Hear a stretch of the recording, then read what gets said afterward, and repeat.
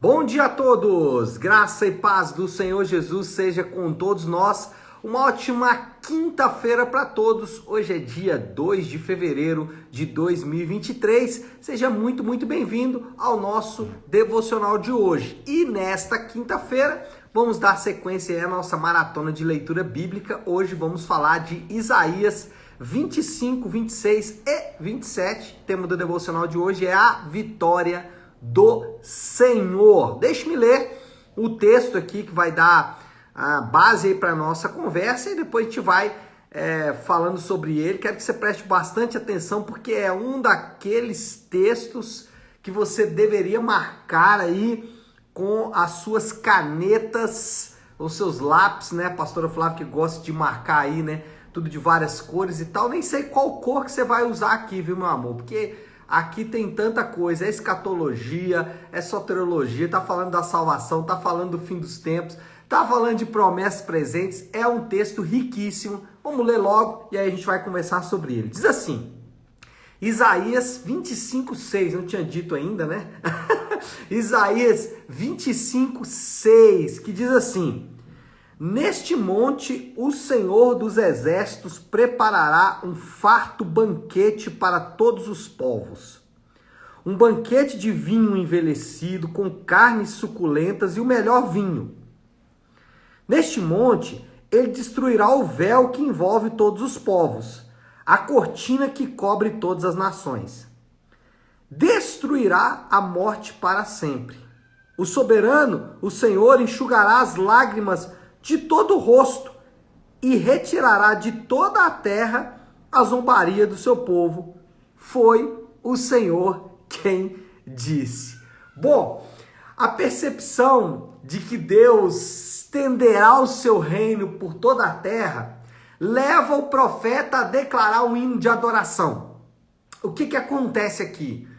Isaías vem falando sobre um juízo para cada nação, para cada povo, e parece que quando Isaías percebe que Deus vai estender o seu reino por limites que ele não tem nem ideia, isso leva ele a um hino de adoração. E esse hino de adoração está no versículo 25, no capítulo 25, nós temos um, né?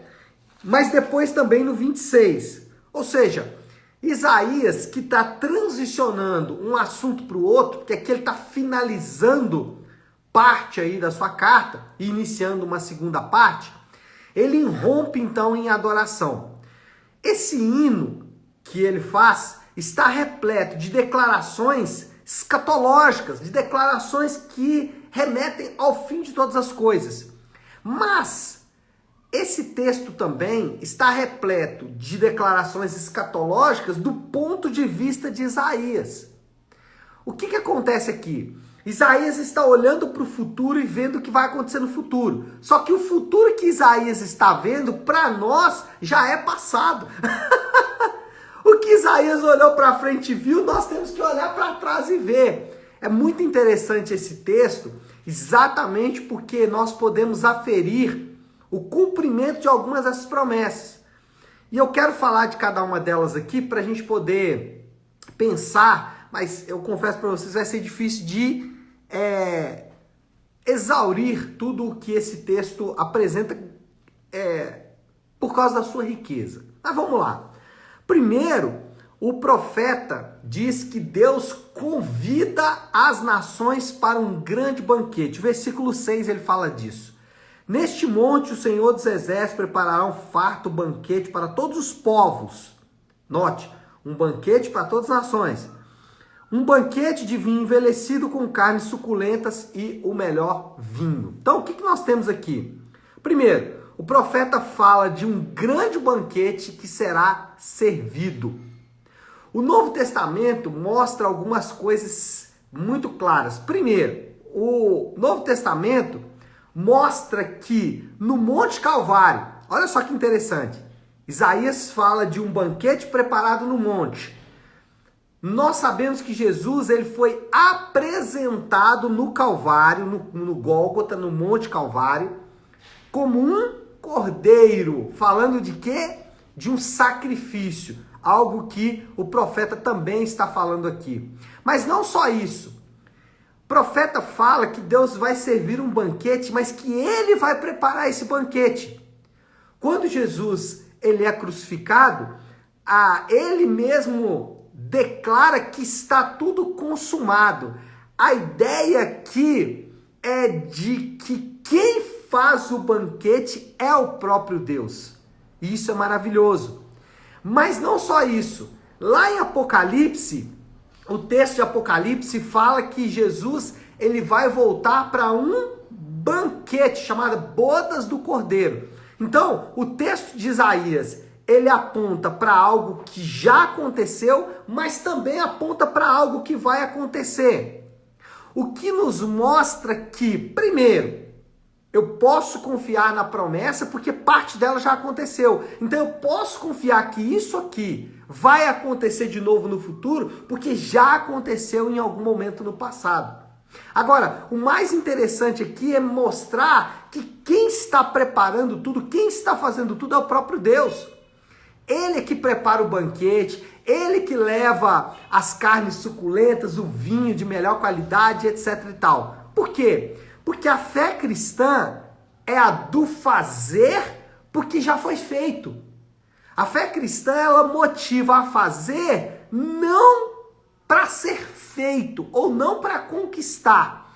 Então veja bem, as religiões modernas, e eu não vou falar das outras religiões como o budismo ou o islamismo, não. Eu vou falar das religiões modernas. O humanismo, o pragmatismo, são todas religiões que ainda que não tenham templo, que ainda que não tenham grupos específicos, essas religiões modernas, elas estão espalhadas no meio do povo. Até mesmo entre os crentes, o humanismo, o pragmatismo, ele está muito presente. Essas religiões, elas ensinam o seguinte: eu preciso fazer para que então eu obtenha as minhas conquistas. A fé cristã, ela ensina exatamente o contrário. Ela fala o seguinte: um grande banquete já foi preparado. As carnes de melhor qualidade já são servidas. Qual é a maneira que você vai se portar diante de algo que já foi feito? A ideia é: eu amo porque eu já fui amado. Eu perdoo porque eu já fui perdoado. E eu não perdoo para conquistar um lugar no céu. Eu não amo para conquistar um lugar no céu. A ideia da fé cristã não é essa. A ideia da fé cristã é o seguinte: eu posso amar porque eu já fui profundamente amado. Bom, segundo versículo fala que o Senhor vai retirar um véu. Olha aí o versículo 7. Neste monte, de novo a ideia do monte, ele destruirá o véu que envolve todos os povos, a cortina que cobre todas as nações. Bom, o profeta fala de uma cobertura ou impedimento que será retirado. A gente não consegue saber ao certo o que é, mas a ideia parece que algo foi retirado, algo foi revelado. No Novo Testamento, nós aprendemos que Jesus, no ato da sua morte, o véu do templo foi rasgado de cima a baixo. Depois os apóstolos vão dizer que Jesus rasgou o véu com o seu próprio corpo. A ideia de que quando o corpo de Jesus era rasgado no Calvário, nós também estávamos, ao momento em que o corpo do Senhor era rasgado, nós estávamos recebendo grande revelação. O que nós aprendemos é que pela morte de Cristo, todos os grandes mistérios foram revelados e registrados. A ideia de que quando Jesus ele morre, o último grande mistério então está revelado. Nós temos tudo isso registrado na Bíblia. A ideia aqui é de que hoje nós podemos enxergar, primeiro, porque o Senhor retirou o véu dos nossos olhos, porque muitas pessoas ainda leem o texto bíblico com véu. E isso não depende delas. Não é pelo bom entendimento dela, volto no ponto anterior, não é porque ela vai fazer algo que algo será feito por ela. A ideia é nós podemos, ou os crentes podem, obter revelação de Deus porque o véu foi retirado deles. Porque algo foi feito por eles que os permite então enxergar. Mas a ideia aqui do texto é dizer que agora tudo que nós precisamos em relação à revelação já está entregue, já está registrado. Paulo vai dizer em Efésios que o último grande mistério que foi revelado é a igreja. A igreja, o corpo local de crentes, é o último grande mistério que foi revelado. Então, nós aprendemos aqui duas coisas. Primeiro, é que se o Senhor não tirar o véu dos nossos olhos, nós não vamos enxergar. E você já deve ter tido essa experiência de pregar para a pessoa e ela não entender absolutamente nada do que você falou ou simplesmente não aceitar. Para você parece uma grande ideia, parece uma grande resposta, mas para aquela pessoa não faz o menor sentido. Por quê? Porque ela ainda está com véu. Quem pode retirar esse véu é só o próprio Deus. Então essa é a primeira coisa. Segunda coisa que nós aprendemos aqui é que nós não precisamos ir em busca de resolver mistérios. Por quê? Porque tudo que nós precisamos para viver como crentes está revelado e registrado. Não precisamos de nenhuma grande revelação. Não precisamos de nenhum grande ensino fora das Escrituras.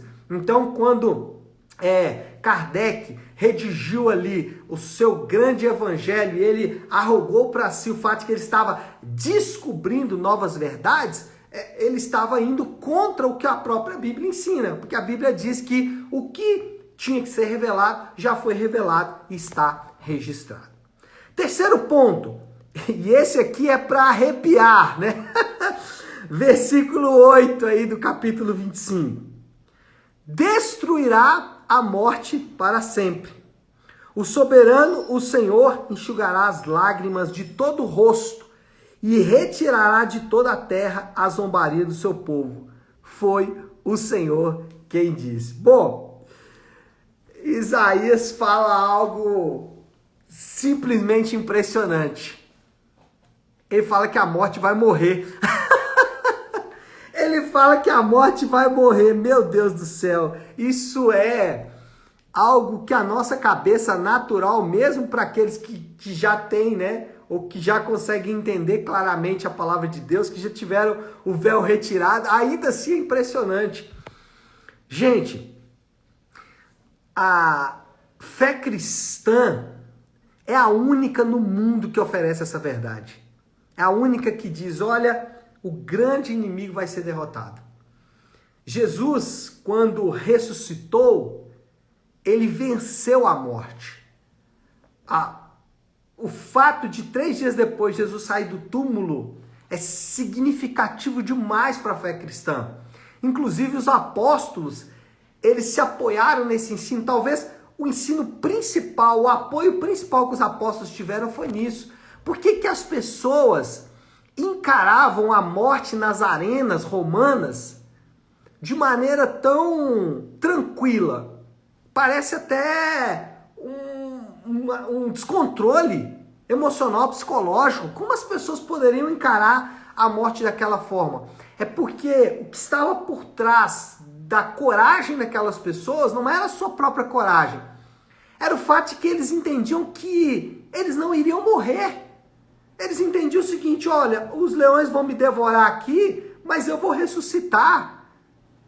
Então, essa verdade, ela foi o centro do ensino dos apóstolos. Qual verdade? Os crentes não vão morrer. E a fé cristã é a única que oferece essa verdade. O humanismo, ele diz o seguinte, aproveite a sua vida ao máximo. Aproveite da melhor maneira. 8 passos para uma família saudável, 7 passos para uma vida financeira. Busque os seus sonhos, busque isso, busque aquilo. O humanismo vai ensinar isso. Por quê? Porque para ele a vida é curta. É 70, 80 anos, 60 anos. A vida é curta para um humanista. Mas para um cristão, a vida não acaba. E isso é muito glorioso. Bom, eu preciso encerrar. Eu falei que hoje seria difícil, né? Então vamos caminhar aí para o fim. Moral da história. Os crentes são chamados a se deleitar no grande banquete da vitória do Senhor. Nós somos chamados a isso. E o grande desafio hoje, a grande aplicação é: alegre-se. Nós não temos motivos para ficar ansiosos, preocupados, infelizes. Por quê? Leia esse texto. Alegre-se no que o Senhor já fez, no que o Senhor está fazendo e no que Ele vai fazer no futuro. Alegre-se. Alegre-se. Coisas gloriosas e grandiosas foram feitas no passado, coisas gloriosas e grandiosas estão sendo feitas hoje e elas continuarão a ser feitas no futuro. É isso que a Bíblia nos ensina. Tá certo, meu povo? Vamos orar? Vamos colocar tudo isso aí diante de Deus? Então feche seus olhos. Se você puder, pare um instante aquilo que você está fazendo. Aliás, feche seus olhos. Se você não estiver dirigindo aí, viu? Por favor. Vamos orar. Querido Deus, Pai de amor e graça, Pai, nós queremos reconhecer que muitas vezes nosso coração está angustiado, ansioso, está entristecido porque nós não meditamos nas grandes promessas do Senhor. E que promessas temos nesse texto? Que riqueza, Pai! Nós só podemos te agradecer pelas tuas grandes riquezas, pelas tuas grandes promessas. Pai, obrigado por estas promessas tão gloriosas e preciosas. E por causa delas nós te adoramos e bendizemos o teu nome. Fazemos isso em nome de Jesus. Amém, amém e amém. Amém, meu povo? Bom, então é isso. Eu quero encerrar aqui deixando um convite especial para você. No próximo sábado nós vamos ter um curso especial na Igreja Nave, de 1 às 5 da tarde, que é sobre o Evangelho. Nós vamos fazer um estudo sobre o que é o Evangelho de Cristo, como a Bíblia relata esse Evangelho. Então, sábado, de 1 às 5 da tarde, totalmente gratuito, mas eu preciso que você faça a sua inscrição. Então é só mandar aí para mim depois uma mensagem no direct para eu poder fazer a sua inscrição, lembrando que é presencial, tá certo? Então é isso, pessoal. Nós vamos ficando por aqui. Que Deus te abençoe. Uma ótima, uma excelente quinta-feira para todos. Fiquem com Deus.